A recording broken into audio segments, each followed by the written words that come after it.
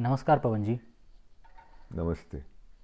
आज 27 मार्च 2021 है और हम पवन जी के घर पे हैं, मसूरी। पवन जी, बहुत अच्छी बातचीत आपके साथ रही, जो उलझन थी दिमाग में। और एक, मैं हिस्ट्री का भी विद्यार्थी रहा हूँ, मैंने पढ़ा हिस्ट्री को थोड़ा बहुत, जितना कॉलेज में यूनिवर्सिटी की जितनी पढ़ाई होती है उतना सब कुछ। बाकी थोड़ा बहुत यूनिवर्सिटी से बाहर निकलने के बाद धर्मपाल जी को मैंने थोड़ा पढ़ा। पर हिस्ट्री का, या कहें पास्ट का या विगत का, इतिहास का हमसे क्या सिर्फ इतना ही संबंध है जो किताबों में पढ़ा दिया जाता है, या फिर कुछ और? आप किस तरीके से देखते हैं इस पे? आप प्रकाश आप डालें। हम्म, हम मैं इस तरह से इस चीज़ को देखता हूँ कि जैसे अगर हम व्यक्तिगत स्तर पे भी देखें तो कोई भी व्यक्ति जीता तो वर्तमान में ही है ना। और आप विगत में जा नहीं सकते, ना आप भविष्य में जा सकते हैं, ये तो एक सच्चाई है। और सारी अध्यात्म जो है वो इस बात को बार बार कहता है कि वर्तमान ही सत्य है ना।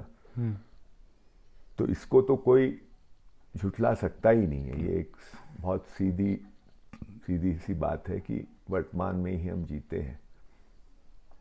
लेकिन ये भी सत्य है कि वर्तमान जो है वो विगत से, मेरे भूत से, मेरे पास्ट से कनेक्टेड है। जो लोग बहुत ऊंचाइयों पे पहुंच जाते होंगे, संत महात्मा, वो लोगों की बात अलग हो सकती है। हो सकता है उनका विगत से कोई उस तरह का नाता ही ना रहे। वो हम बिल्कुल सचमुच में इस क्षण, हर क्षण एक नए क्षण की तरह जीते हों। लेकिन एक सामान्य आदमी विगत से कई तरह से जुड़ा रहता है। और शरीर के स्तर पे भी अगर हम देखें तो अगर किसी का शरीर जैसा भी है उसका संबंध उसने विगत में अपने शरीर को कैसे देखभाल की है, शरीर को संभाला है या शरीर का दुरुपयोग किया है, शरीर के साथ ज्यादती की है, तो उसका असर आज के शरीर पे होगा। ये दिख सकता है। हालांकि ये कहा जाता है कि हमारे हर समय जो शरीर में जो सेल्स हैं वो पुराने वाले खत्म होते रहते हैं और नए बनते रहते हैं, लेकिन उसके बाद भी एक कंटिन्यूटी है।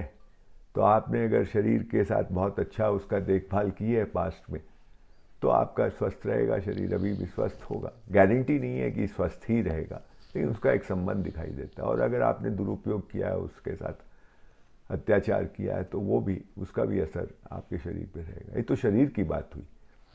लेकिन इसी तरह से मेरी जो एक व्यक्ति की जिस तरह से उसका परसेप्शन है, उसकी जो, और ये परसेप्शन बहुत, हिंदी में कहें तो दृष्टि, अंग्रेजी में कहें तो परसेप्शन, ये परसेप्शन बहुत ही, यही इसी के थ्रू, इसी से हम चीज़ों को देखते हैं, समझते हैं, विश्लेषण करते हैं, कंक्लूजन पे पहुंचते हैं। ये भी एक सच्चाई है। और अगर एक दृष्टि से देखें तो पूरी जीवन यात्रा में इस परसेप्शन को हम जितना ठीक कर लें, इसको हम जितना साफ कर लें, इसमें जो गलत मान्यताएं चिपकी हुई हैं, इसमें कोई गलत धारणाएं चिपकी हुई हैं, इसमें गलत अजम्पशंस चिपके हुए हैं, इसमें गलत कंडीशनिंग्स हैं, इसमें आदतें हैं, इसमें स्मृति का भी एक रोल होता है।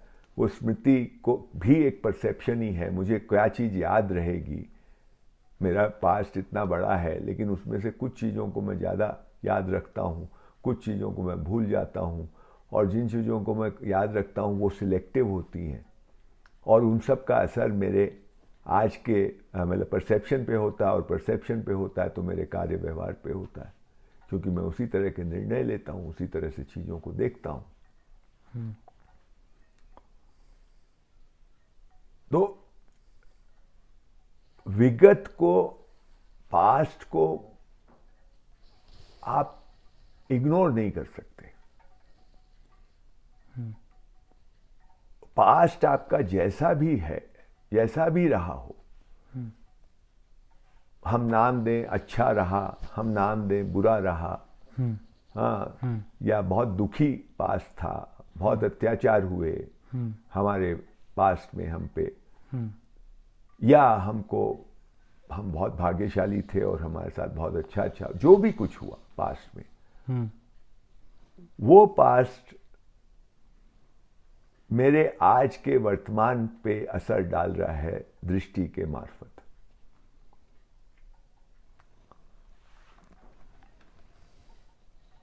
मान लो मेरे बचपन में से लेके आज तक मेरे पास में मेरे साथ बहुत अत्याचार हुआ, मेरे साथ अन्याय हुआ किसी भी कारण से, तो उसकी कहीं ना कहीं उसका घाव, उसकी यादें मेरे परसेप्शन को प्रभावित करती है, और इसलिए मैं बहुत स्वस्थ रूप से आज की दुनिया को नहीं देख पाता हूं। या तो मेरे में ये भाव पैदा हो जाता है, मैं बहुत उसको भुलाने की चेष्टा करता हूँ। भुलाने की चेष्टा की जा सकती है, पर वो उससे वो असर नहीं खत्म होता। तो मैं ये मानता हूँ कि हमारे भारत के संदर्भ में बहुत कुछ हुआ है हमारे पास में, और वो उसकी यादें किसी न किसी रूप में हमारे पास हैं। अब मैं समाज के स्तर पे और राष्ट्र के स्तर पे बात कर रहा हूँ। जो हमारे साथ हुआ वो इस्लामिक युग में हुआ, उसके बाद अंग्रेजी युग में हुआ, उसकी यादें किसी न किसी फॉर्म में, मतलब उस तरह की याद नहीं कि कल क्या हुआ था वैसे जो मुझे याद रहता है उस तरह से याद नहीं है, लेकिन उसका असर मेरे परसेप्शन पे, मेरी दृष्टि पे है, और मुझे ये दिखता है जब मैं भारत के लोगों को कि उनकी सेल्फ कॉन्शियसनेस देखता हूं, उनका आत्मसंकोचपना देखता हूं, उनके नकल करने की प्रवृत्ति देखता हूं, या उनमें एक हीनता की ग्रंथि देखता हूं, या उनमें आक्रामकता देखता हूं, या मैं देखता हूं कि हमारी सौंदर्य दृष्टि का लगभग पूरी तरह ह्रास हो गया है। हमारी अपनी कोई सौंदर्य दृष्टि रही ही नहीं, हमारी अपनी सांस्कृतिक दृष्टि रही ही नहीं। स्कूलों और कॉलेजों में आप देखिए सांस्कृतिक कार्यक्रम के नाम पे कुछ होता है, उस दिन वो अपनी पोशाक पहन के आएंगे, वो भी ठीक वैसी नहीं होगी, कुछ उसका बनावटी सा रूप होगा, और उस दिन कुछ नाच गाना हो जाएगा, कुछ संगीत हो जाएगा, और उसको हम कह देते हैं ये सांस्कृतिक कार्यक्रम है। साल में एक दिन या 2 दिन, बाकी दिन क्या, तो वो एक नाटक सा लगने लगता है। हमारे रोज के जीवन में जैसे उसकी कोई जगह ही ना हो, हमारे संस्कृति की, हमारी भाषा की, हमारे तरीकों की, ऐसा कुछ हो गया है। और इसकी वजह से हम बहुत जिसको धर्मपाल जी कहते हैं, हम कोई दूसरी दुनिया में रहने लगे, दूसरे की दुनिया में रहने लगे, हमारी सहजता हमने खो दी है। तो मैं ये मानता हूं ये सहजता बहुत ऊंची चीज है,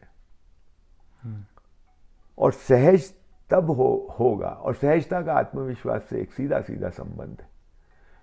वो अकड़ू आत्मविश्वास नहीं, वो दूसरे से तुलना करके जो आत्मविश्वास आता है वो आत्मविश्वास नहीं, उसमें एक अहंकार है, उसमें एक घमंड है।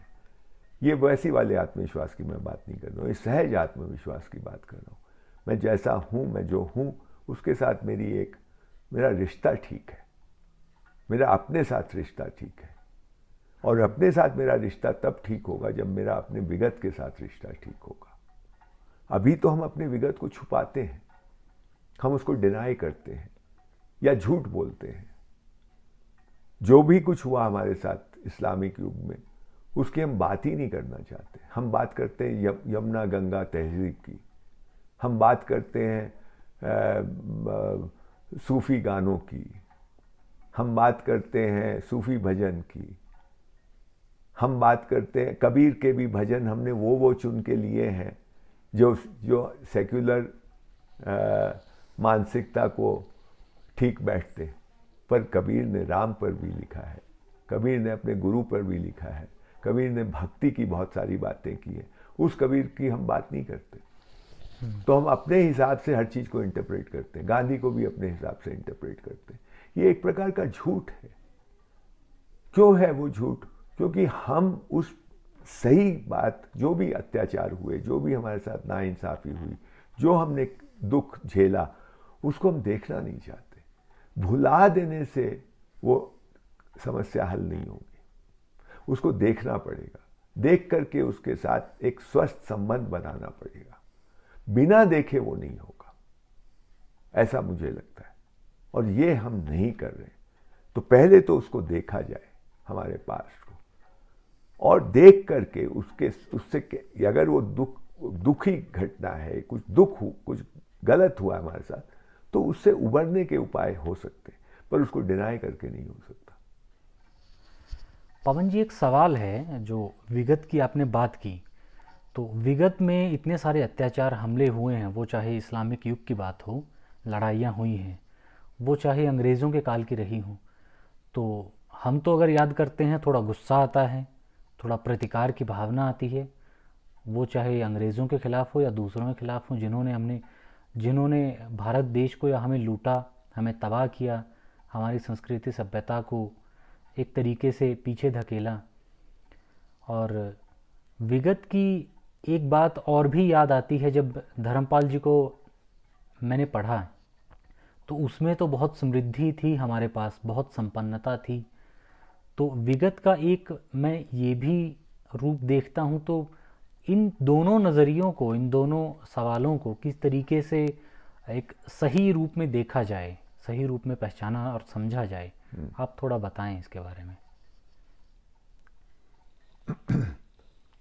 हाँ, ये दरअसल हमको जो पढ़ाया गया, या बिना पढ़ाए भी जो हम पढ़ गए इस देश में, एक जो नैरेटिव बनता है ना, जो नैरेटिव बनाया गया पिछले 200 साल से, वो शुरू में तो अंग्रेज़ों ने बनाया, और बाद में आज़ादी के बाद हमने उसमें कोई ख़ास परिवर्तन किया नहीं। और वो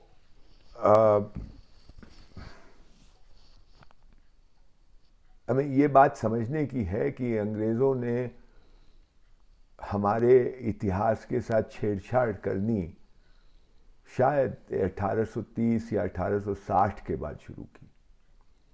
उसके पहले वो उन लोगों ने जो भी कुछ लिखा, वो अपने लिए लिखा, वो हमारे लिए नहीं लिखा, इस देश को समझने के लिए लिखा। उनको कितना समझ में आया या ना समझ में आया, वो एक अलग बात है, लेकिन उन्होंने जैसा उनको दिखा वैसा उन्होंने लिखा, और उसका इस्तेमाल वो अपने काम के लिए, यहाँ पे शासन करने के लिए करते रहे। लेकिन जब उनको शायद ये लगा एक स्टेज पे जाके, शायद 1857 के बाद, क्योंकि 1857 के बाद ब्रिटिश इंडिया कंपनी ऑफिशियली, उसके पहले भी अंग्रेज़ सरकार ही यहाँ पे हुक्म कर रही है, लेकिन 1858 के बाद जो ईस्ट इंडिया कंपनी है, उससे सत्ता हस्तांतरण एक तरह से भारत की सरकार जैसी बनाई जाती है, गवर्नमेंट ऑफ इंडिया का फॉर्मेशन होता है, और जो गवर्नर जनरल की पोस्ट है वो फिर वाइस रॉय की पोस्ट हो जाती है। तो शायद उसके बाद जब उनको लगा कि अब हम यहाँ लंबे अरसे तक राज करेंगे, कर सकते हैं, तब उन्होंने ये धीरे धीरे हमारे इतिहास पे की टैंपरिंग शुरू की, उसका एक नैरेटिव बनाना शुरू किया। और वो नैरेटिव जो बना, वो उसमें आप सभी हम जानते हैं कि हमारे आज के दिन आम पढ़े लिखे आदमी के मन में ये धारणा है। कुछ बात जैसे हम तो बहुत ही जाति प्रथा से ग्रस्त लोग थे और जातियों में तो बहुत ही भेदभाव की थी, छोटी जातियां या दलित जातियों के साथ बहुत अत्याचार हुआ है, ये एक धारणा बनी हुई है। उसमें सभी कुछ गलत है ऐसा मैं नहीं कह रहा हूँ, पर ये धारणा, इसमें सब कुछ सही है, ये भी ये गलत है, पर ये एक धारणा बनी हुई है कि जातियों में हम बटे हुए थे और जातियों के बारे में बिना समझ के हमने एक समझ बना ली है कि जातियों का मतलब ही है ये कुछ गलत चीज़ है, जाति प्रथा गलत चीज़ है और इसमें भेदभाव ही होता था और कुछ जातियों को नीचे दबा के रखा जाता था। एक ये मोटी मोटी धारणा। दूसरी ये कि हमारे राजा लोग तो आपस में झगड़ते रहते थे हर समय, है ना, और राजा जो है वो खूब ही अय्याश होते थे, ये एक और धारणा बनी हुई है। पहले इसकी बात कर लें जी। कि इसको थोड़ा देख, हमको फिर से अपने इतिहास को ठीक से देखना होगा, मैं ये मानता हूँ। तो ये जो तुम बोल रहे हो गुस्से की बात और जो एक आक्रोश आता है, वो भी इससे अपने आप उसके कुछ समाधान निकलेंगे। लेकिन पहले हम इन जो बनी हुई अवधारणा है कि हमारे राजा बहुत अय्याश थे, आपस में झगड़ते रहते थे एक बात, और हम जातियों में बटे हुए थे और जातियों के साथ बहुत अत्याचार होता था और ये जो ब्राह्मण, क्षत्रिय, वैश्य और शूद्र, इसको भी हम कुछ समझते नहीं है। एक तरफ जातियां, दूसरी तरफ वर्ण, है ना। तो वर्ण जो है वो इसमें कंफ्यूजन है, मतलब हम इसको नहीं समझ पाते कि जाति और वर्ण का क्या संबंध है, फिर भी चले जाते हैं। कुछ बातें इसमें समझनी चाहिए। जब मैंने नाम नहीं है, एक निकोलस डर्क शायद नाम है उसका, एक अमेरिकन आदमी है, उसने बहुत सारा रिसर्च किया यहाँ पे। तो उसके अनुसार कुछ 1881 की या 71 की बात है कि यहाँ पे 4,32,000 जातियाँ अंग्रेज़ों के अनुसार थी देश में। 4,32,000, ठीक है। उस समय देश की आबादी कितनी होगी? जब हम आज़ाद हुए तो 33 या 36 करोड़ थी, मतलब 1947 में। तो कुछ एक मोटा मोटा अगर अंदाज लगाएं कि 1871 में कितने लोग होंगे, 25 करोड़ मान लीजिए आप, ठीक है ना। अगर 4,32,000 जातियां हैं और 25 करोड़ लोग हैं, है ना, तो एक जाति में 1000 से भी कम लोग हुए ना। बिल्कुल। 1000 लोग अगर एक जाति में, 1000 को 4,32,000 में गुणा करोगे तो 43 करोड़ लोग निकलेंगे। 43 करोड़ नहीं है, उससे आधे लोग हैं। तो एक जाति में 500-600 लोग, ठीक है। कोई जाति में ज्यादा होंगे, कोई में कम होंगे, तो कितने ज्यादा होंगे? तो ये जाति कोई छोटी मोटी चीज नहीं है। और इतनी सारी जातियां, ये जातियां अलग अलग इलाकों में अपने काम धंधे से जुड़ी हुई जातियां हैं। जो जैसा काम करती है उसकी अपनी एक जाति है। आज भी है ना, गुड़गांव में जो बड़ी ऑफिसों में काम करने वाले लोग हैं, उनको भले ही नाम मत दो, वो एक जाति के लोग हो गए कि नहीं हो गए? वही आपस में मिलते जुलते हैं, वही छुट्टियां मनाते हैं, वो एक साथ रहते हैं। ये बेंगलोर में जो आईटी इंडस्ट्री के लोग हैं, वो एक जाति हो गई। अब उनको नाम भले ही आप मत दीजिए, और अगर इसी तरह चला 1000 साल तो उनका भी कोई नाम पड़ जाएगा। वो लोग उनको अच्छा लगता है, आपस में मिलते हैं जुलते हैं और एक ही तरह, क्योंकि उनका काम धंधा एक जैसा है, उनके विचार एक तरह के बनते हैं, उनके सरोकार एक तरह के हो जाते हैं। तो जाति का मतलब जो एक इलाके में एक तरह का करीब करीब काम करते हैं, वो एक जाति है। और इसमें भेदभाव क्या, मतलब आज भेदभाव, मैंने तुमको मसूरी में ले गया था ना घुमाने, 2 चर्च तुमको दिखाए इस इलाके में, इसी एरिया में 2 किलोमीटर की रेडियस में 2 चर्च हैं। एक चर्च हिंदुस्तानी चर्च है, दूसरा अंग्रेजों का चर्च है। अब उसमें अंग्रेजों के चर्च में ऐसा नहीं है कि हिंदुस्तानी नहीं जा सकता, पाबंदी नहीं है, या हिंदुस्तानी चर्च में अंग्रेज नहीं आ सकता, ये पाबंदी नहीं है।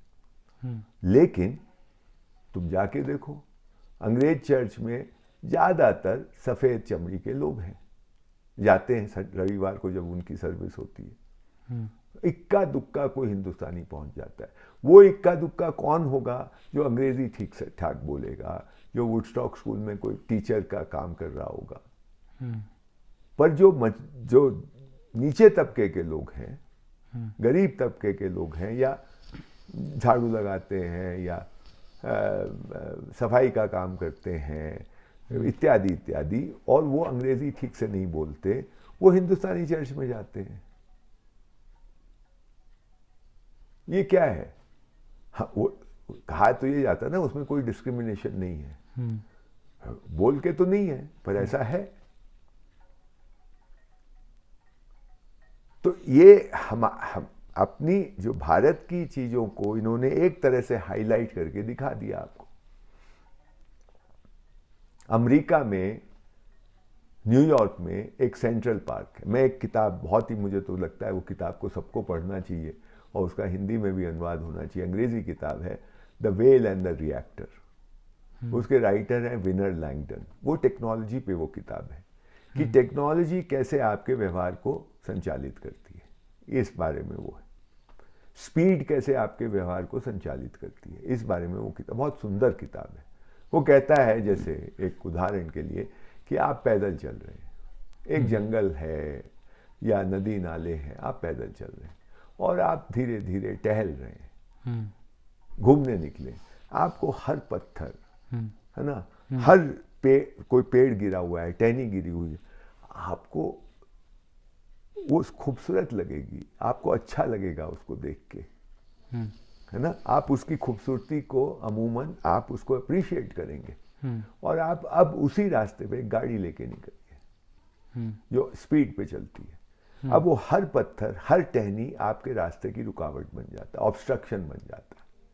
जो चीज पैदल चलने में खूबसूरत लग रही थी, खूबसूरत थी, अब आपकी दृष्टि उस स्पीड में बैठने से आपकी दृष्टि बदल गई, और वो सब चीजें आपको अड़चन लगने लगी, अवरोध लगने लगे। ऐसा होता है ना? बिल्कुल, ये होता है। इसमें अच्छा बुरे की बात से मत सोचो, ऐसा होता है। तो कहने का मतलब है कि टेक्नोलॉजी जो कि एक सिस्टम है, जो कि एक व्यवस्था है, वो आपके परसेप्शन को चेंज कर देती है। इसी से सिस्टम की बात भी समझनी चाहिए। ये सिस्टम क्या होता है? तो सिस्टम में ही ये बात आती है कि जब हम, दूसरा उदाहरण देता हूं, कि जब न्यूयॉर्क में एक सेंट्रल पार्क करके बहुत खूबसूरत पार्क है, हाँ, उधर पेड़ है, बहुत सुंदर है, बहुत सुंदर है। उसका जब निर्माण हुआ उस किताब के अनुसार, तो उस समय जब उसका निर्माण हुआ तो भेदभाव तो अभी आज भी अमेरिका में है, गोरों और कालों के बीच में। उस समय और भी ज्यादा था। आजकल कुछ लोग पॉलिटिकली करेक्ट भाषा में बोलते नहीं नहीं साहब, भेदभाव हम नहीं करते, अंदर में तो होता ही है। मैं एक बार इंग्लैंड में गया, ये बात है 1998 की। तो मैं एक वहाँ पे बड़ा कॉलेज है सोएस करके, साउथ एशिया की पढ़ाई होती है वहाँ, सोएस, SAOS। उसमें उर्दू के हेड ऑफ डिपार्टमेंट एक होते थे रैल्फ रसल। मैं उनके ही घर में रहा 1 महीने। तो रैल्फ बहुत बढ़िया आदमी थे, अच्छी उर्दू बोलते थे। हमको वहाँ रहते रहते 1 महीना रहा, तो मुझे अंग्रेज़ी बोलने की, हर समय अंग्रेज़ी बोलने में बहुत उत्कहाट, मतलब हमको बहुत मन किया कि किसी से तो हिंदी में बात करें ना। तो एक राल्फ ने कहा कि हमसे क्यों नहीं करते तुम, मैं तो जानता हूँ। तो खैर उससे फिर बात होने लगी इस तरह की। बहुत अच्छे सज्जन व्यक्ति थे, बूढ़े हो गए थे। तो मैंने उनसे कहा कि हमारी पत्नी जो थी वो भी मेरे साथ थी, और वो बहुत साल पहले इंग्लैंड गई थी। तो उस समय वहाँ पे ऐसा उनका अनुभव है कि भाई इंडियंस पे थूक भी देते थे, या बहुत गाली गलौज कर देते थे, सड़क पे चलते हुए, ट्रेन में बैठे हुए बोल देते थे बच्चे। तो आजकल हम लोगों ने, जब हम 98 में गए तो हमने देखा एक बड़े बड़े पोस्टर लगे हुए हैं जिसमें टोनी ब्लेयर है, और वो कोई बच्चे, वो वहाँ के प्रधानमंत्री थे उस समय, और बच्चे उनके साथ हैं, और उसमें काला बच्चा भी है, गोरा बच्चा भी है, और भूरा बच्चा भी है, और इस तरह की कि भाई हम अब कोई भेदभाव नहीं है। तो हमने रैल्फ से बोला कि ऐसा बदल गया होगा ना अब तो। बोला कुछ बदला नहीं है, थोड़ा you have to scratch under the surface then it's the same, ऊपर से है। तो यही बात अमेरिका में आज भी भेदभाव है, लेकिन अब पॉलिटिकली करेक्ट भाषा में बोलते हैं, बात करने में डरते हैं, वो सीधी बात, अंदर तो वही है। तो उस समय जब वो बना सेंट्रल पार्क, तो वहाँ पे जाने के उधर ये था कि भाई ऑफिशियली तो हम ये नहीं कर सकते कि काले लोग नहीं आए इसमें। तो उन्होंने रास्ते जो वहाँ जाने के उस समय बनाए, अब तो बहुत सारे रास्ते हो गए होंगे, लेकिन उस समय एक आधी रास्ते थे उधर तक पहुँचने के। तो वो रास्ते अंडर ब्रिज के नीचे से बनाए, रेल ऊपर से जा रही है, ऊपर से कोई सड़क जा रही है, उसके नीचे से एक दूसरा रास्ता वो पार्क तक जा रहा है।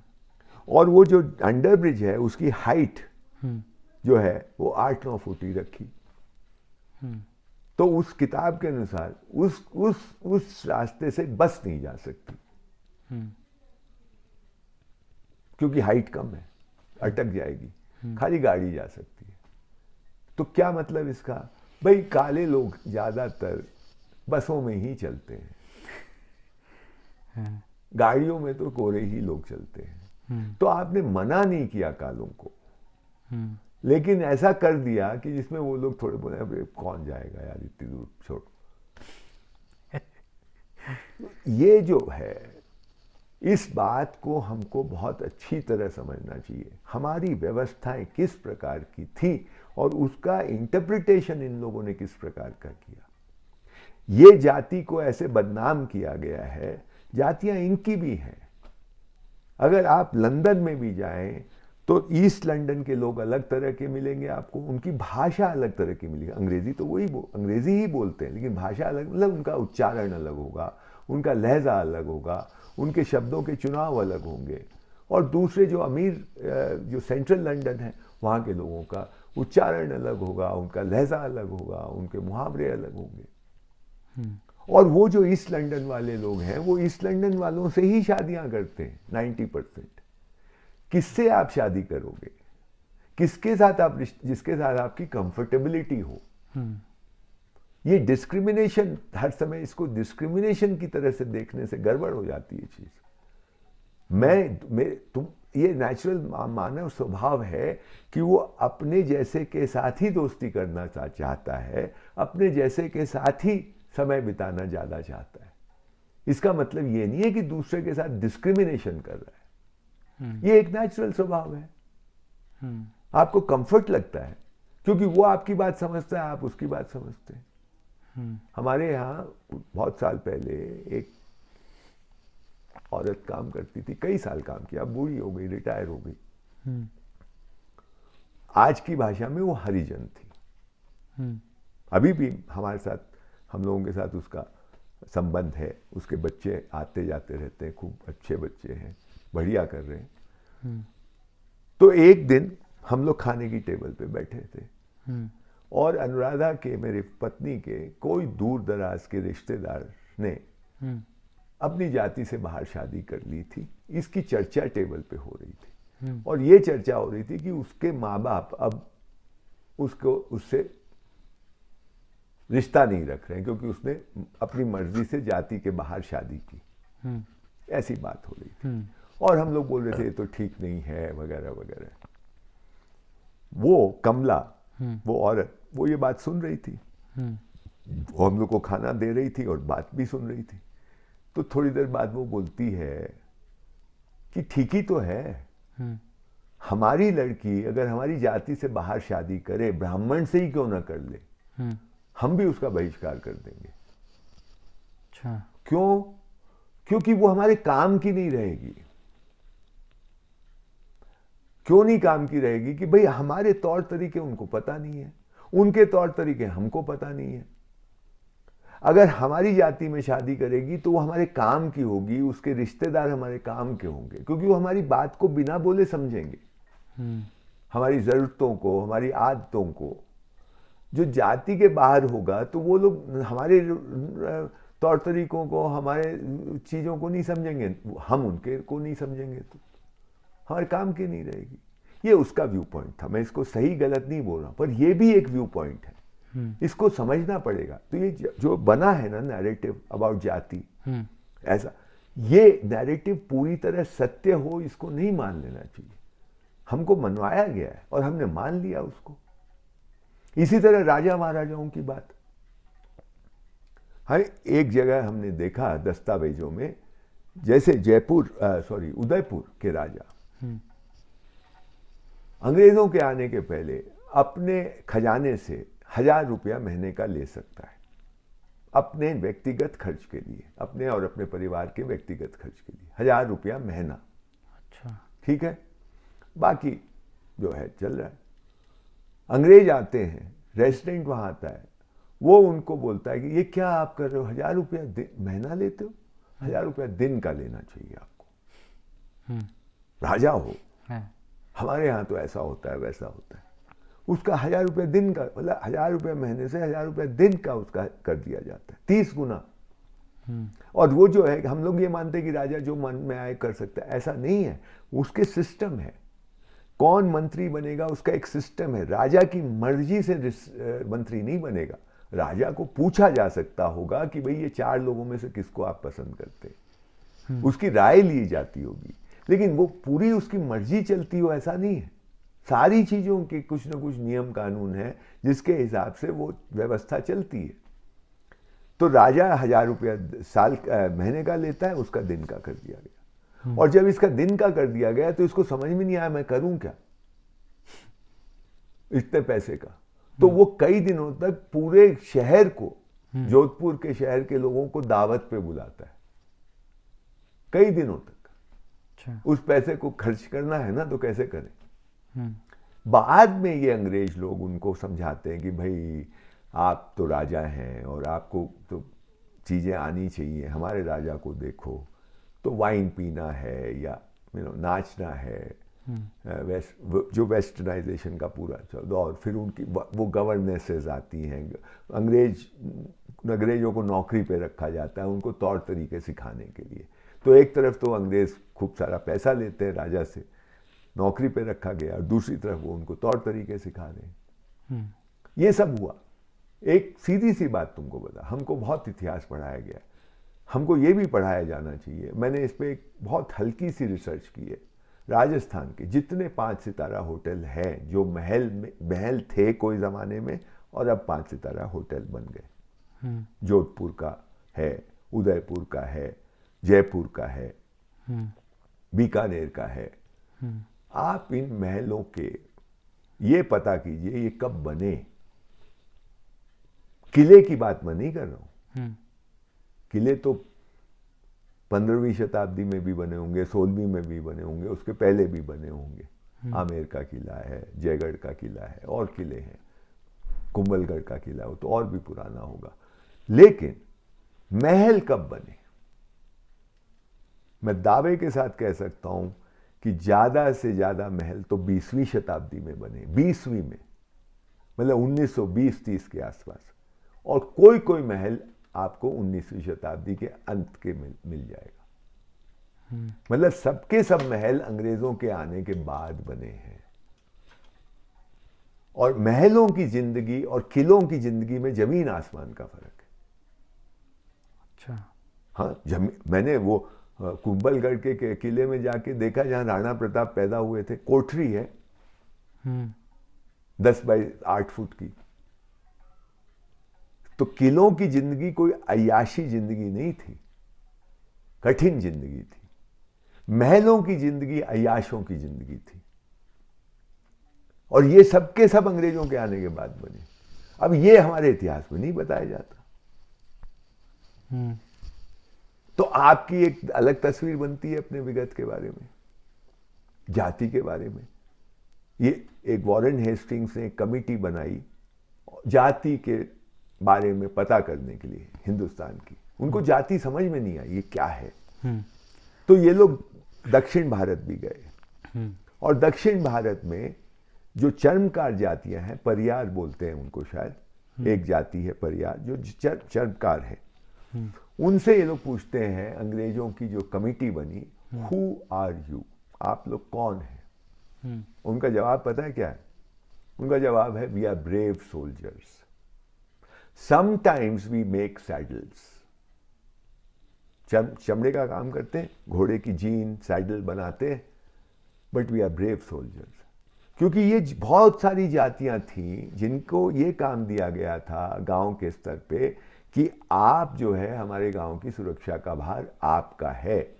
जैसे हमारे गांव के मिट्टी के बर्तन बनाने का काम आपका है, हमारे गांव में लोहे का काम जो भी होगा, हल होगा, फावड़ा होगा, उसका काम आपका है, लुहार का है। वैसे ही कुछ जातियों का काम है कि गांव की सुरक्षा करना, और ये लोग गांव की सुरक्षा करते हैं और भी अपना कुछ काम करते हैं, जैसे चमड़ा बनाते हैं या लुहारी का जो भी काम करते हैं।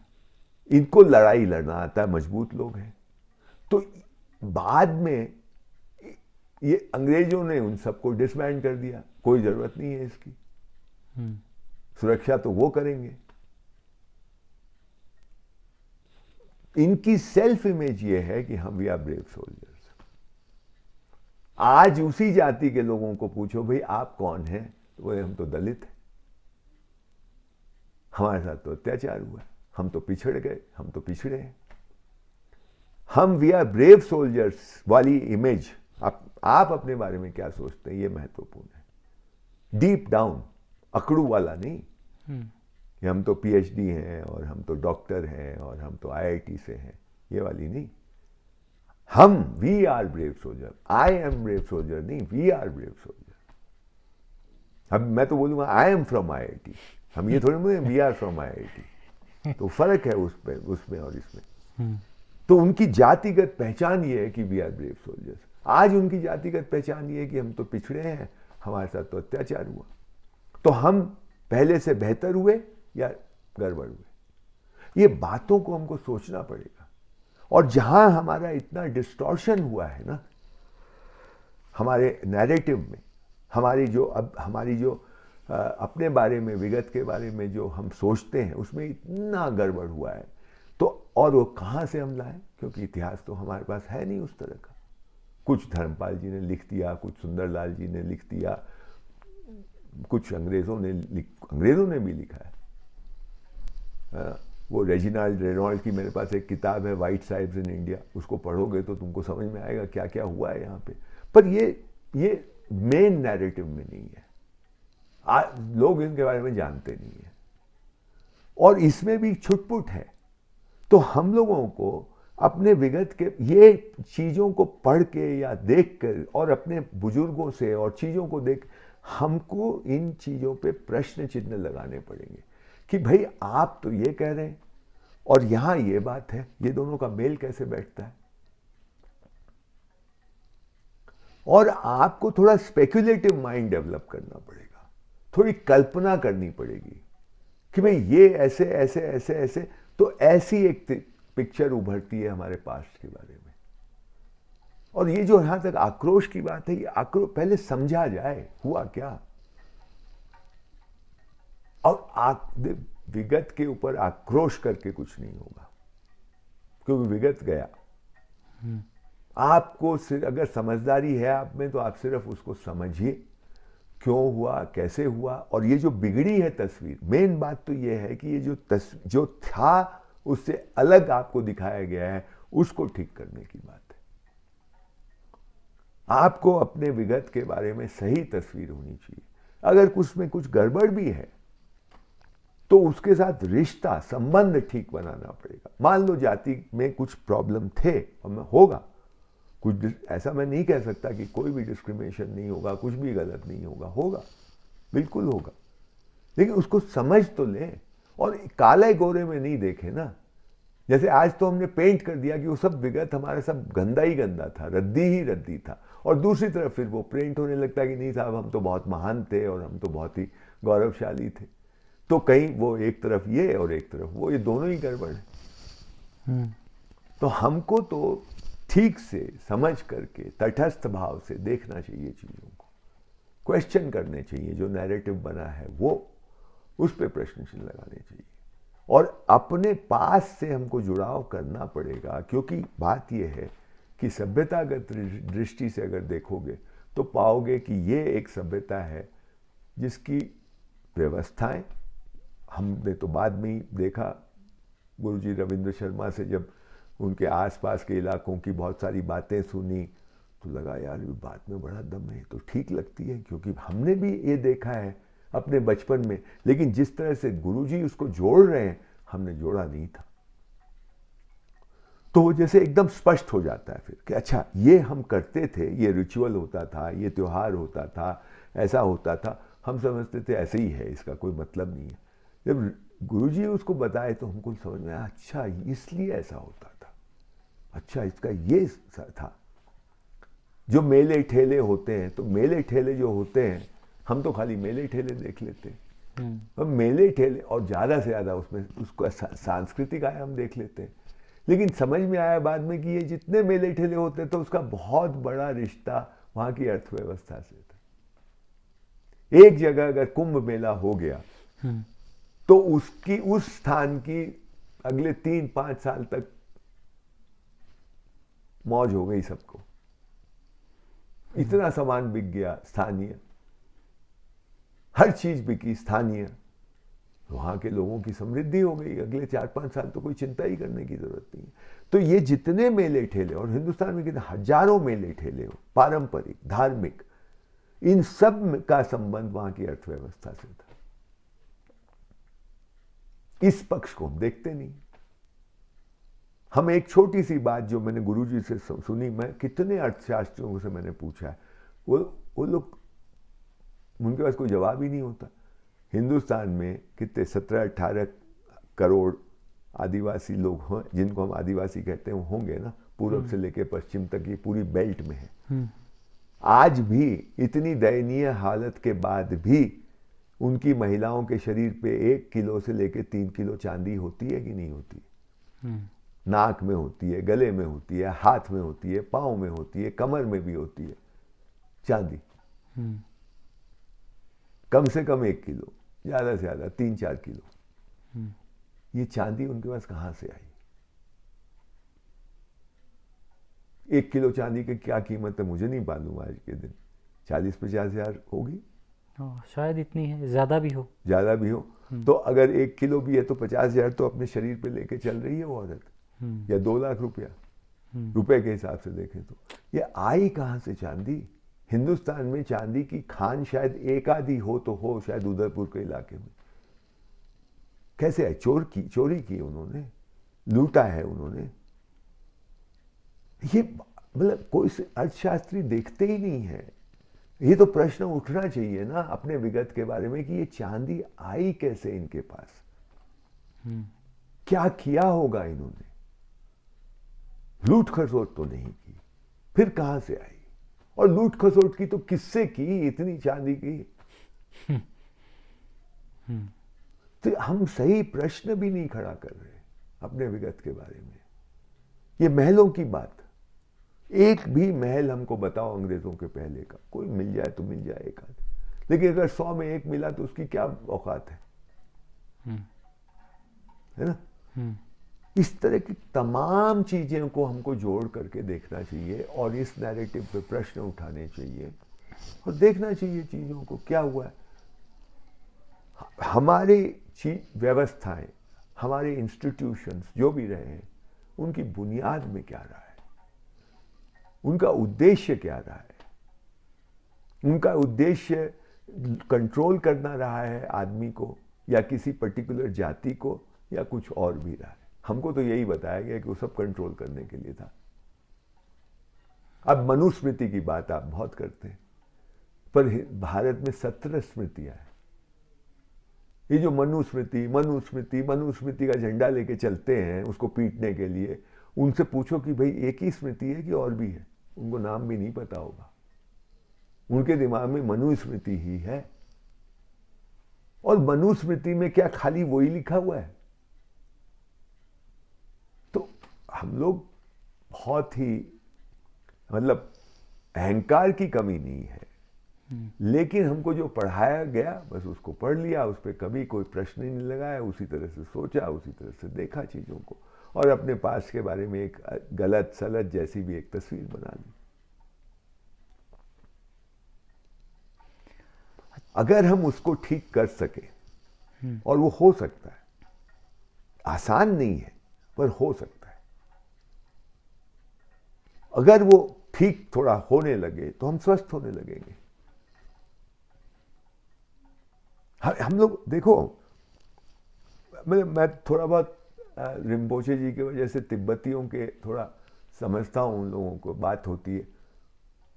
उन्होंने बताया 7वीं शताब्दी में यहाँ से नालंदा के आचार्य गए तिब्बत।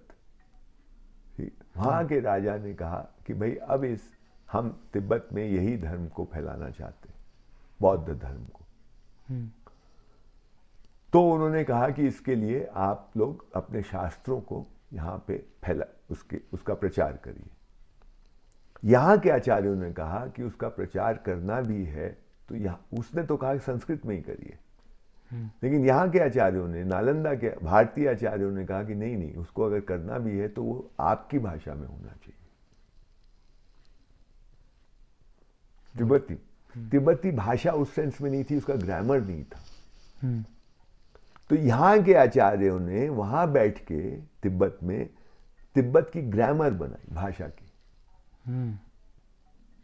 तुम सोचो, और वो इसलिए तिब्बती भाषा शायद संस्कृत के सबसे नजदीक भाषा है, क्योंकि उनका वो भाषा ही इसलिए बनी ताकि यह साहित्य जो संस्कृत का साहित्य है, नालंदा का साहित्य है, वो उसमें तब्दील किया जा सके। तो संस्कृत में जितने उपसर्ग होते हैं, जितने निसर्ग होते हैं, संधि के नियम होते हैं, वो सब वैसे के वैसे उसमें डाले गए। आज भी हम कितने अपने पास के प्रति एकदम उदासीन हैं, इसका प्रमाण है कि आज भी तिब्बतियों के पास नालंदा का करीब 70, 75, 80, 85% साहित्य तिब्बती में मौजूद है। हमारा तो नष्ट हो गया, वो खिलजी साहब ने कर दिया उनको, है ना, पर उसकी भी बात हम नहीं करेंगे क्योंकि हम पॉलिटिकली करेक्ट लोग हैं, है ना। लेकिन तिब्बतियों के पास 80-85% या शायद उससे ज़्यादा वो नालंदा का साहित्य तिब्बती भाषा में है, सुरक्षित है। और हमको इतनी अकल नहीं है इस देश को कि उसको हम फिर से पुनः ट्रांसलेट कर लें अपनी भाषा में। और मुझे ये बताया गया है कि क्योंकि वो करीब करीब सारा साहित्य पद्य में है, गद्य में नहीं है। उस समय की लिखने की स्टाइल ही वो थी, दोहों में, चौपाइयों में नियम से लिखा जाता था, गद्य में नहीं, पद्य में लिखा जाता था, है ना। तो पद्य के अपने नियम होते हैं, फ्री वर्स जैसा तो नहीं है। आजकल तो कविता कुछ भी लिख दो तुम, गद्य कोई कविता मतलब हो गया ना, कुछ भी लिख दीजिए, कोई नियम कानून नहीं है, अंग्रेजी में भी हिंदी में भी। लेकिन उस समय तो कानून है, नियम है उसके लिखने के, पद्य लिखने के, उसकी मात्रा कितना होगा, उसका वो अंत कैसे होगा, फिर सब है ना नियम। तो अगर आप वो तिब्बती से संस्कृत में ट्रांसलेट करें तो, और फिर उन नियमों को लगाएं कि भाई ये ट्रांसलेट तो हो गया, अब इसको बैठा के देखो, नियम जो कविता के नियम है वो उसमें लागू होते हैं कि नहीं होते, पद्य के नियम लागू होते हैं कि नहीं होते। तो कोई पंडित बोलेगा नहीं साहब ये बाकी ट्रांसलेशन तो ठीक है लेकिन पद्य के नियम के हिसाब से नहीं बैठ रहा है। तो फिर उधर चर्चा होकर के आप नया शब्द लाएंगे, कोई दूसरा पर्यायवाची, और वो बैठ जाता है। तो ये पॉसिबल है कि जो संस्कृत का ओरिजिनल टेक्स्ट था उसको आप रिप्रोड्यूस कर लें। पुराना जो आपका ओरिजिनल था उसको रिप्रोड्यूस करने की हमारे पास पॉसिबिलिटी है। ट्रांसलेशन से, मतलब मान लो हिंदी का कुछ आपने अंग्रेजी में ट्रांसलेट किया और 200 साल के बाद हिंदी वाला नष्ट हो गया और आप बोले इसको पुनः हिंदी में हम करते हैं, तो ये जरूरी नहीं है कि जो जैसा था वैसा ही वापस आ जाएगा। लेकिन इसमें पॉसिबल है। अच्छा। क्योंकि वो नियम है ना, पद्य के नियमों की वजह से, मात्रा के नियमों की वजह से पॉसिबल है, पर हम कर नहीं रहे इस काम को। उसमें आयुर्वेद है, उसमें वास्तुकला है, उसमें ऑफ कोर्स दर्शन है, धर्म है, लेकिन आयुर्वेद भी है, और भी चीजें हैं, हम नहीं करते क्योंकि हम तो आगे देख रहे हैं ना, नकल करने में लगे हुए। हमको फालतू लगता है सब पीछे का। यह भी एक आधुनिकता का रोग है कि आधुनिकता में एक धारणा बन गई है कि नया पुराने से बेहतर है। अजीब सी बात है। मतलब पुराना रूढ़िवादी है, पुराना बेकार है, पुराना अंधविश्वासी है, पुराना बेकाम है। नया पुरानी कुछ इमारतों को हम देख करके खुश हो जाएंगे, बस उससे भी कुछ सीखेंगे नहीं।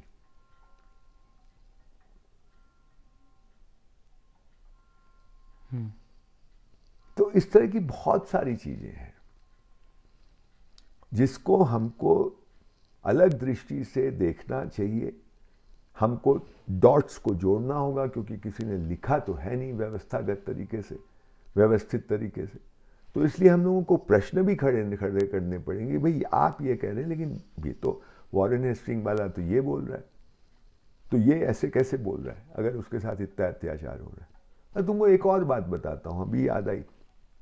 बहुत साल पहले मैं रायबरेली गया था, हमारे कुछ मित्रों ने वहाँ पे कुछ बुलाया था, तो सरकारी टूरिस्ट गेस्ट हाउस में हम लोग रुके। टूरिस्ट गेस्ट हाउस जहाँ था उसके सामने एक गोल चक्कर था। गोल चक्कर के बीचों बीच एक खंबा था। खंबा मतलब एक स्तंभ था। स्तंभ के ऊपर एक औरत एक घोड़े पे बैठी हुई थी, हाथ में तलवार और ढाल। ठीक है, और हम लोग उसमें, वो हम लोग घूमने शाम को जाते थे। मैं रोज उसको देखता था और मुझे लगा झांसी की रानी का स्टैचू होगी। एक दिन पास गया, देखा तो देखा झलकारी देवी, झलकारी देवी की स्टैचू। फिर पूछा तो पता चला उधर लोग कि कौन, बोले 1857 इन्होंने भी लड़ाई लड़ी थी अंग्रेजों के खिलाफ। और ये झलकारी देवी कोई क्षत्रिय कुल की नहीं थी, ब्राह्मण नहीं थी। उसके बाद तो हमको 10-15 औरतों का नाम पता चला, और कई उन महिलाओं का इसी तरह से स्तंभ बना हुआ है। लखनऊ शहर में भी स्तंभ के ऊपर घोड़ा है, घोड़े के ऊपर ये विराजमान है, पर आने जाने वाले में से 99 लोग 100 में से ये सोचते होंगे ये झांसी की रानी का है। उसमें उमदा देवी है, उदा देवी है, झलकारी बाई है, दुनिया भर के नाम, मेरे पास लिस्ट है, अभी भी है कहीं पे। ये अधिकांश महिलाएं, जिसको आज आप छोटी जाति, दलित जाति बोलते हैं, उसकी महिलाएं। इस सब ने, कोई ने 2 दिन, कोई ने हफ्ते भर, कोई ने 10 दिन अंग्रेजों को रोक के रखा।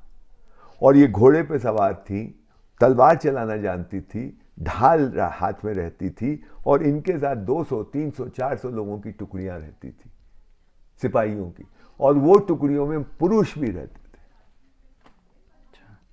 तो हमको ये बताओ, ये जिसको आप छोटी जाति बोलते हैं, उसकी महिला नेतृत्व कर रही है सेना की टुकड़ी का, और तलवार चला रही है, ढाल चला रही, घोड़े पे बैठी है। आप और हम बैठ के दिखाएं घोड़े पे, दुलत्ती मारेगा, तुम 2 मिनट में नीचे गिर जाएंगे। तो एक दिन में सीख गई, उसकी कोई परंपरा रही होगी ना। और घोड़े पे बैठना एक बात होती है, घोड़े पे बैठ के तलवार चलाना और ढाल रखना और घोड़े को भी संभालना और लड़ाई भी करना कोई मामूली बात नहीं होती। इसकी ट्रेनिंग हुई होगी, इसकी परंपरा रही होगी उन जातियों में। वो जो बोलता है कि we are brave soldiers, sometimes we make saddles, उसको याद कीजिए। वो जाति में परंपरा रही होगी घोड़े पे बैठने की, तलवार चलाने की, ढाल चलाने की। हम उसको देखना ही नहीं चाहते। ये डॉट्स हमको जोड़, ये प्रश्न, पहले तो ये प्रश्न खड़े करने चाहिए कि जो हमको बताया गया है वो तो इससे मेल नहीं खाता। भाई हम देख भी लेंगे ना, कोई बता भी देगा कि उदा देवी थी, वो फलां जाति की थी और उसने ऐसा किया, तो ठीक है सुन लेंगे। हमारे दिमाग में खलबल ही नहीं मचती कि अरे यार ये उस जाति की महिला कैसे घोड़े पे बैठना सीख गई, कैसे तलवार चलाना सीख गई, कैसे नेतृत्व कर रही है, ये कैसे संभव है। हम तो मानते खाली क्षत्रिय ही होते थे या ब्राह्मण ही होते थे। इनको तो वो हमारी तस्वीर के हिसाब से तो उनको घोड़े पे बैठने नहीं देना चाहिए था, तलवार को हाथ नहीं लगा सकते लोग। ये है ना तस्वीर, तो क्या है, इतना उल्टा सीधा हुआ है और हमने उसको पी लिया, जैसे ब्लॉटिंग पेपर सोख लेता है वैसे सोख लिया है। अब मैं ये नहीं कह रहा हूं कि ये, मैं प्रश्न खड़े कर रहा हूं, मैं ऐसा नहीं कह रहा हूं, मेरे पास कोई पूरी तस्वीर नहीं है, लेकिन जो तस्वीर मुझे दिखाई गई या मेरे को पिलाई गई उससे मुझे लगता है गड़बड़ है। हमको तो ये भी पढ़ाया गया, जब हम बचपन में स्कूल में पढ़ते थे कलकत्ते में, तो हमने पढ़ा है कि पंडित नेहरू के कपड़े पेरिस धुलने जाते थे। मतलब उनके कपड़े हिंदुस्तान में नहीं धुलते थे, घर में नहीं धुलते थे, पेरिस धुलने जाते थे। ये हमने पढ़ा है। ये क्या जरूरत है पढ़ाने की? क्या पढ़ा के करना चाहते हैं? क्या हमारा परसेप्शन बनाना चाहते हैं?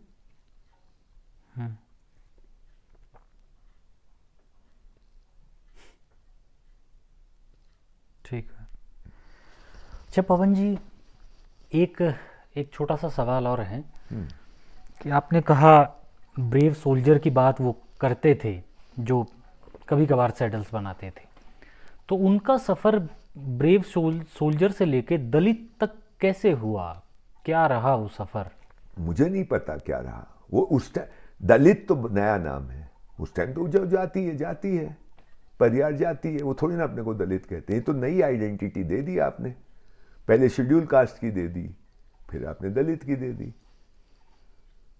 ये तो नाम है ना भाई, परंपरागत तो वो अपने को उस जाति के नाम से ही बुलाते हैं। आपने उस पे लगा दिया कि ये जाति के लोग दलित हैं।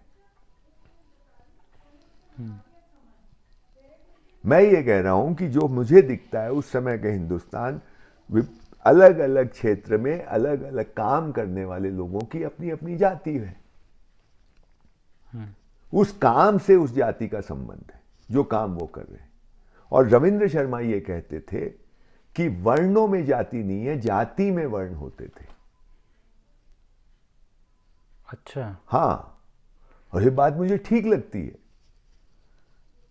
क्योंकि ब्राह्मणों की भी जातियां होती है, क्षत्रियों की भी जातियां होती है। ये तो हम आज भी देख सकते हैं। एक ब्राह्मण एक नहीं है, उसमें अनेकों जातियां। तो जातियों में वर्ण की बात मुझे ठीक लगती है। जैसे कि हर जाति में वैद्य भी होते थे, इलाज करने वाले। एक ही आपको बीमारी है, आपको कुम्हारों का वैद्य एक तरह से ठीक करेगा, आपको लुहारों का वैद्य दूसरी तरह से ठीक करेगा, आपको सुनारों का वैद्य तीसरी तरह से ठीक करेगा। बीमारी एक ही है। जैसे आपको आज बीमारी एक ही है, एलोपैथी डॉक्टर एक तरह से ठीक करेगा, होम्योपैथी दूसरी तरह से ठीक करेगा, आयुर्वेद तीसरी तरह से ठीक करेगा। ठीक है ना? बीमारी एक ही है पर तीन तरह से इलाज आज ये तो दिखते हैं ना। वो हर जाति में वैद्य लोग हैं, और जो वैद्य हैं वो फिर भिक्षावृत्ति के लोग हैं। भिक्षावृत्ति के लोग माने वो लोग अपने जो काम करते हैं, जैसे वैद्यगिरी करते हैं, इलाज करते हैं लोगों का, उसके लिए पैसा नहीं लिया जाता। अच्छा। वैद्य, शिक्षक, इस तरह की कई जातियां हैं जो अपने धंधे, जो काम वो कर रहे हैं उसका पैसा नहीं लेते, उसको भिक्षा दी जाती है। समाज भिक्षा दे करके उनका भरण पोषण करता है। भिक्षा का मतलब भीख नहीं। ये भी एक गड़बड़ हो गई। हाँ, ये भी स्पष्ट आप थोड़ा करें। हमने तो भिक्षा को भीख मांग लिया। हाँ। भिक्षावृत्ति के लोग ऊंचे लोग होते थे भाई। तो हर जाति में भिक्षावृत्ति के लोग थे, हर जाति में वैद्य थे, हर जाति में शिक्षक वर्ग था। ये इत्यादि, ये ऐसा वो कहते हैं, कुछ समझ में आती है। हाँ, बात ठीक है, ये ज़्यादा ठीक लगती है। हम्म, ठीक। है ना। ये उलझा हुआ मामला है, ठीक तरह से समझने के लिए समय लगाना होगा, थोड़ा देखना पड़ेगा, लोगों से बात करनी पड़ेगी। लेकिन मैं तो अभी खाली प्रश्न खड़े कर रहा हूँ जो आज के नैरेटिव है उस पे। गांव की दो बातें तो मुझे अब भी याद आती हैं पवन जी, जो आज भी प्रचलन में हैं। जैसे एक तो वैद्य की बात मैं करूंगा और दूसरा दलित की। वैद्य भी जितने गांव में हैं वो पैसा नहीं लेते, और दूसरा दलित के यहाँ, जिन्हें तथाकथित आज दलित बोला जाता है, अगर उनके यहाँ कोई भैंस भी मरती है, एक पशु मरता है, उसकी चर्चा पूरे गांव में होती है, कुछ लोग मिलने जाते हैं उनके घर। और अगर कोई उनके यहाँ गुजरता है, किसी की मौत होती है, तो पूरे गांव के लोग उनके सहयोग के लिए जाते हैं, या तो अनाज कुछ लेके जाएंगे या पैसा लेके जाएंगे, परंतु जाते हैं उनके घर पे। ये सब व्यवस्थाएं रही हैं ना, व्यवस्थाएं रही हैं। ये सामाजिक व्यवस्थाएं रही है। आज की व्यवस्थाएं राज्य व्यवस्थाएं, स्टेट वर्सेस सोसाइटी का मामला है। हमारी जो व्यवस्थाएं रही हैं वो सामाजिक व्यवस्थाएं रही हैं। वो चाहे जातिगत रहे या गांव की व्यवस्थाएं रही, ये सब जो है सामाजिक व्यवस्थाएं, समाज के लोगों की व्यवस्थाएं। ये राजा की व्यवस्था नहीं है। राजा भी उन व्यवस्थाओं को मानता है, ये राजा की तरफ से वो व्यवस्थाएं नहीं है। आज के दिन सारी चीज स्टेट से, मॉडर्न स्टेट व्यवस्था देता है। ठीक। आपकी सामाजिक व्यवस्थाएं कुछ रही नहीं, अगर है तो छोटा मोटा कुटुंब, वो भी खत्म हो रही है। जैसे आपकी हरियाणा पंजाब में खापों की व्यवस्था है, खत्म हो रही है, बदनाम कर दिया उनको। बिल्कुल है ना। है। तो वही है, ये मॉडर्न जो नजरिया है उसको पास्ट में सब कुछ गलत ही गलत दिखाई देता है। हाँ, अपने में नहीं देखेगा झांक करके कि मैं कहाँ खड़ा हूँ। उसके कोई नहीं, मतलब मैंने बताया ना, झूठ बोल देगा, उसको पता भी नहीं चलेगा मैं झूठ बोल रहा हूँ। उसको नहीं देखेगा, फ्रीडम की बात करेगा, राइट्स की बात करेगा। होगा कुछ गड़बड़, लेकिन खाली गड़बड़ ही गड़बड़ देखोगे तुम, क्योंकि और वैसे ही दृष्टि बन गई आपकी, क्योंकि आपको तो पास्ट तो गड़बड़ ही है। बस ये पहली मान्यता ये है कि पुराना सब गड़बड़ है, गलत है। कोई संगीत को बैठ करके झूमेंगे ध्रुपद के कार्यक्रम में, उसमें जरा अपने को अभिजात्य वर्ग का बताना है इसलिए। हाँ, वो कल्चरल प्रोग्राम है ना। वो कल्चर उनको खाली संगीत में और नाच में दिखता, और कहीं नहीं दिखता, भाषा में नहीं दिखता। ठीक है। मैं ये नहीं कह रहा हूँ कि उसका मजा मत लो, बिल्कुल लो, मुझे भी बहुत मजा आता है ध्रुपद में और कथक में और भरतनाट्यम में, वो बात मैं नहीं कर रहा हूँ, बहुत ऊंची चीज है। लेकिन ये लोगों ने वहीं तक कन्फाइन कर दिया। चलो ठीक।